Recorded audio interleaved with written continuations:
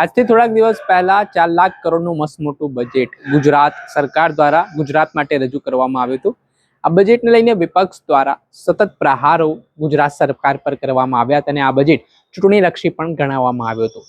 ત્યારે આજે બજેટને લઈને પૂરક ચર્ચા કરવામાં આવી, જેમાં વિસાવદરના આમ આદમી પાર્ટીના ધારાસભ્ય ગોપાલ ઇટાલિયાએ ફરી બજેટને લઈને સરકારને બરોબરના ઘેર્યા અને કહ્યું કે જે લોકોના જનજન સુધી પહોંચવા વાળું આ બજેટ હોવું જોઈએ તેવું બજેટ આ નથી। સામાન્ય અને ખેડૂતોની સ્થિતિ છે તે ફરી પડ્યા પર પાટું સમાન હોય ને આમાં બજેટમાં કોઈ યોગ્ય જોગવાઈ ન હોય તેવા આક્ષેપો ગોપાલ ઇટાલિયાએ લગાવ્યા।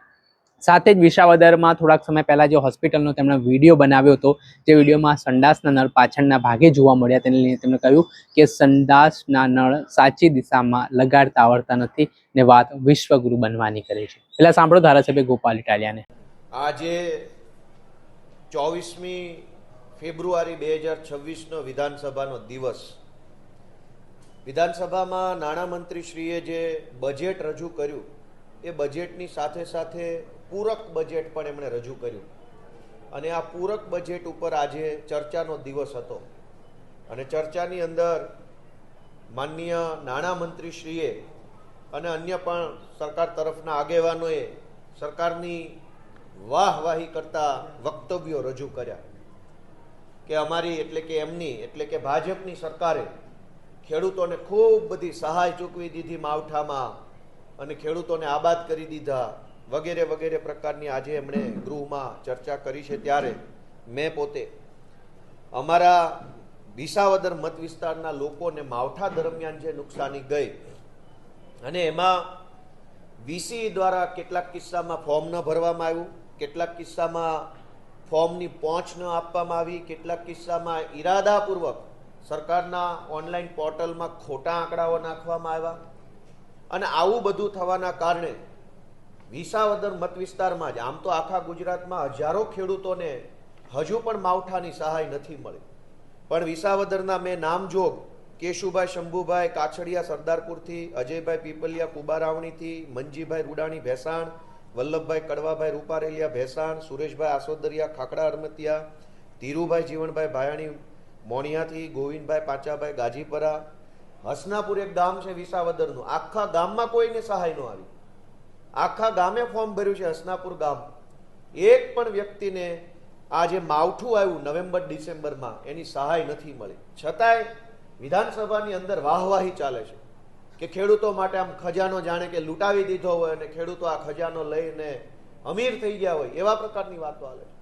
આ તો માત્ર વિસાવદરનો દાખલો છે, આખા ગુજરાતના અનેક ખેડૂતોને જે માવઠાની સહાય નથી મળી તે બાબતે આજે પૂરક માંગણી ઉપર ચર્ચા કરતા મેં રજૂઆત કરી છે। આ સિવાય સ્વર્ગસ્થ મુખ્યમંત્રી શ્રી વિજયભાઈ રૂપાણી જ્યારે મુખ્યમંત્રી હતા ત્યારે એમણે ખેડૂતો માટે બહુ સારી યોજના જાહેર કરી હતી જેનું નામ હતું મુખ્યમંત્રી કિસાન સહાય યોજના। આ યોજનામાં એવું હતું કે અતિવૃષ્ટિ, અનાવૃષ્ટિ કે કમોસમી વરસાદ એટલે કે માવઠું આવે ત્યારે ખેડૂતોને જે કાંઈ નુકસાન થયું હોય એના 100% વળતર ચૂકવવું એવી યોજના વિજયભાઈ રૂપાણીએ બનાવી, પણ ત્યારબાદ આ યોજના આજ દિવસ સુધી લાગુ કરવામાં નથી આવી। એટલે ખેડૂતોને જ્યારે પોતાના ખેતરમાં પાક નુકસાની થાય અતિવૃષ્ટિ, અનાવૃષ્ટિ કે કમોસમી વરસાદની, ત્યારે સરકારના પેકેજ ઉપર આધાર રાખવો પડે છે। ખેડૂતોને નુકસાનીનું વળતર પોતાના હક કે અધિકારના સ્વરૂપમાં નહીં, પેકેજના સ્વરૂપમાં, શુદ્ધ ગુજરાતીમાં પડીકું। ખેડૂતો કોઈ ભીખ નથી માગતા, ખેડૂતો અધિકાર માગે છે, હક માગે છે, આત્મસન્માન સાથે પોતાનો હક માગે। પડીકું શું હોય? સરકાર અત્યારે ગુજરાતની આ મુખ્યમંત્રી કિસાન સહાય યોજના લાગુ નથી કરતી। વિજયભાઈ રૂપાણી એમણે આ યોજના બનાવી। મેં ગયા સત્રમાં પણ વિનંતી કરી હતી કે કમસે કમ વિજયભાઈને શ્રદ્ધાંજલિ આપવાના ભાગ સ્વરૂપે આ યોજના લાગુ કરો, પણ હજુ સુધી લાગુ કરવામાં નથી આવતી અને આ યોજના લાગુ નહીં થવાના કારણે ખેડૂતોને જેટલું નુકસાન થયું હોય એટલા પ્રમાણમાં વળતર નથી મળતું। શું કામ? કેમ કે હાલની જે વળતર આપવામાં આવે છે નુકસાનીનું એ પેકેજના સ્વરૂપમાં છે, યોજનાના સ્વરૂપમાં નથી। યોજના હોય તો ખેડૂતોને 100% વળતર આપવું પડે, પેકેજ તો સરકાર મન ફાવે એવું પેકેજ જાહેર કરી અને જાહેરાતો કરી અને પોતાની વાહવાહી કરી લેતી હોય। આ મુખ્યમંત્રી કિસાન સહાય યોજના અમલમાં નહીં આવવાના કારણે ખેડૂતોનું ખેતર જે ભાગવું રાખે છે, મજૂરી ભાગે. આપણા ગુજરાતમાં અનેક પરિવારો એવા છે જે બીજાનું ખેતર વાવવા રાખે છે, જેને અમારે કાઠિયાવાડ બાજુ ભાગવું રાખ્યું એમ બોલાય. આ ભાગવું રાખનારા લોકોને પણ કોઈ વળતર મળતું નથી. આજે અમારા નેતા ચૈતરભાઈ વસાવાએ વિધાનસભાની અંદર આ રજૂઆત કરી છે, મારી પણ રજૂઆત છે કે ખેડૂતોને જે વળતર મળે છે એવી રીતે ભાગવું રાખનાર લોકોને પણ વળતર મળવું જોઈએ.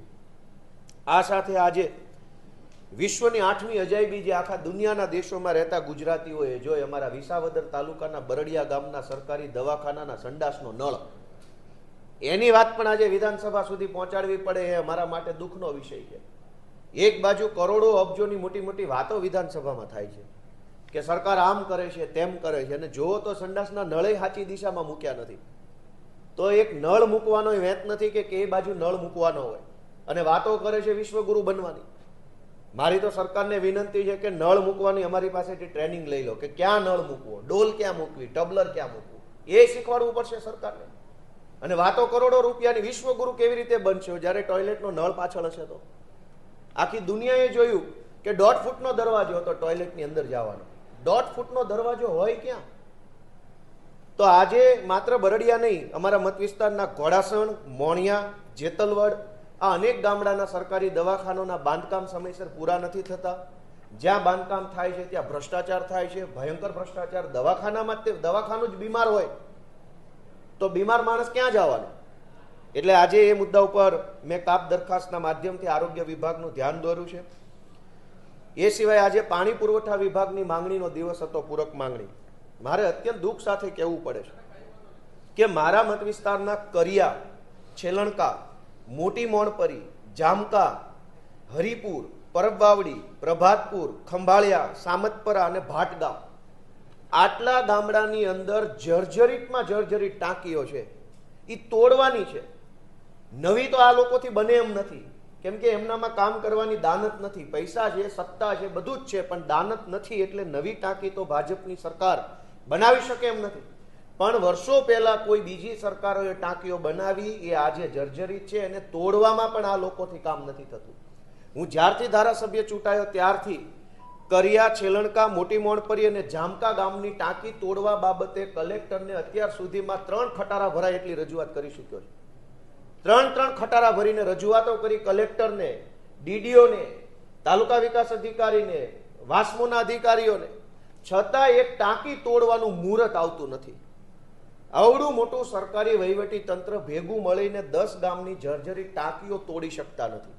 નવી બનાવવાની તો આમને કહીશું તો મને એવું લાગે છે કે આ 2026 છે, કદાચ 8026માં નવી ટાંકી બને, પણ તોડવા માટે આ લોકો પાસે સમય નથી. આવી વાતો, ટાંકી તોડવા જેવા મુદ્દાઓ વિધાનસભામાં લઈ જવા પડે એ મને એમ લાગે છે કે બહુ શરમનો વિષય છે. આજે ગુજરાતની સરકારે એક નવું નજરાણું પેશ કર્યું છે.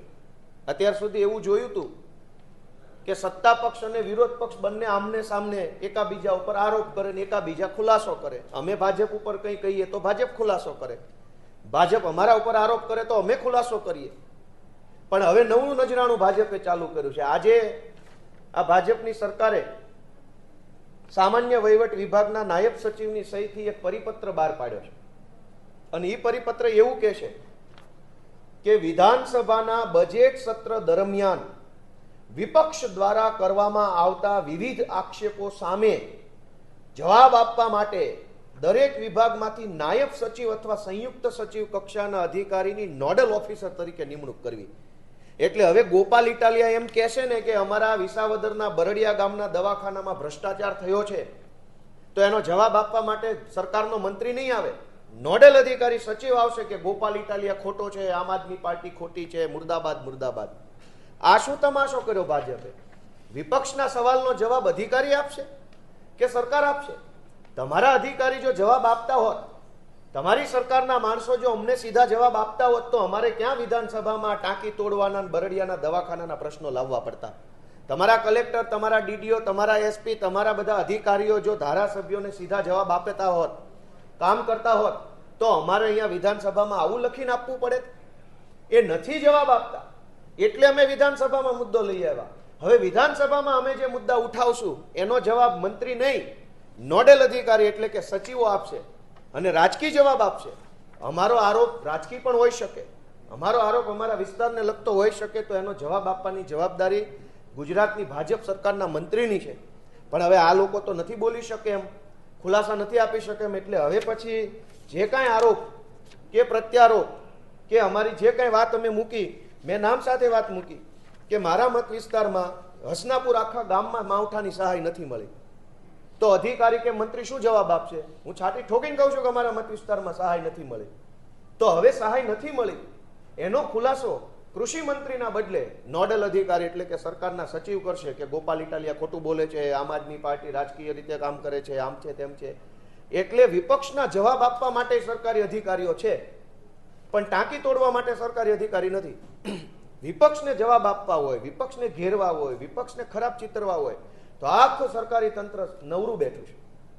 પણ એક કામ કરવું હોય, સારા રોડ બનાવવા હોય, સારા દવાખાના બનાવવા હોય, સારી શાળા બનાવવી હોય, તો સરકાર પાસે કંઈ નથી, અધિકારી નથી, પૈસા નથી. આજે સરકારની આ માનસિકતા ખુલ્લી પડી ગઈ છે. અને આમાં એવું લખ્યું છે, મને તો એક એ આશ્ચર્ય થાય છે કે આમાં એવું લખ્યું છે કે સરકારના પ્રવક્તા મંત્રી કેબિનેટ બેઠક પૂર્ણ થયા બાદ મીડિયા સમક્ષ પ્રેસ કોન્ફરન્સનું આયોજન કરવામાં આવે છે. આ પ્રેસ કોન્ફરન્સ દરમિયાન મીડિયા દ્વારા પૂછવામાં આવતા વિવિધ સાંપ્રત પરિસ્થિતિ અને મુદ્દાઓના સચોટ જવાબ આપવા માટે, એનો અર્થ એ થયો કે કેબિનેટ મિટિંગમાં બેઠેલા મંત્રી પાસે સચોટ જવાબ કાંઈ છે નહીં, એ તો ત્યાં ચા નાસ્તો કરવા બેઠા છે. મિટિંગમાં મંત્રી બેઠા છે અને જવાબ અધિકારી આપશે. કેબિનેટ બેઠક રાજ્યમાં મળશે કે બજેટ સેશન દરમિયાન વિપક્ષ જે બોલશે એ કેબિનેટ અને વિપક્ષના બંનેના જવાબો અધિકારી આપશે. તો કેબિનેટ મંત્રી શું કરશે? Photo session. અમે આ બાબતનો સખત વિરોધ કરીએ છીએ કે વિધાનસભા એ લોકોનું પ્લેટફોર્મ છે. અહીંયા મંત્રી જવાબ નહીં આપે બીજે ક્યાં આપશે? ગામડામાં જવાબ આપતા નથી, સભાઓમાં જવાબ આપતા નથી, ટીવી મીડિયા ડિબેટમાં જવાબ આપતા નથી, વિધાનસભામાં નહીં આપો. તો આ પ્રકારની માનસિકતાનો અમે આમ આદમી પાર્ટી તરફથી વિરોધ કરીએ છીએ.